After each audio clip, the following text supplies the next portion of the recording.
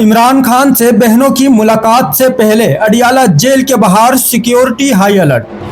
इस वक्त की बड़ी खबर आपको रावलपिंडी से दे रहे हैं, जहां अडियाला जेल के एतराफ सिक्योरिटी के सख्त तरीन इंतजामात कर दिए गए हैं। मंगल के रोज इमरान खान से इनकी बहनों की मुमकिना मुलाकात के पेश नजर अडियाला के गिर्द पुलिस की भारी नफरी तैनात कर दी गई है। जराये के मुताबिक गोरखपुर गांव समेत अडियाला रोड पर मौजूद तमाम दुकानें, पेट्रोल पंप बंद करवा दिए गए हैं, जबकि इंतजामिया की जानिब से दुकानदारों और रिहायशियों को घरों में रहने की हिदायत जारी की गई है।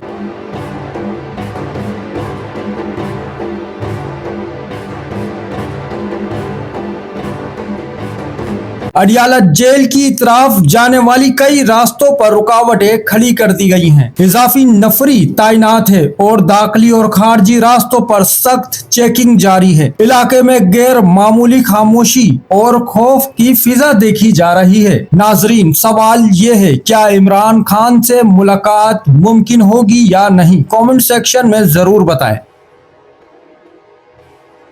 चैनल को सब्सक्राइब करें, फॉलो करें, वीडियो को लाइक और शेयर करें। शुक्रिया।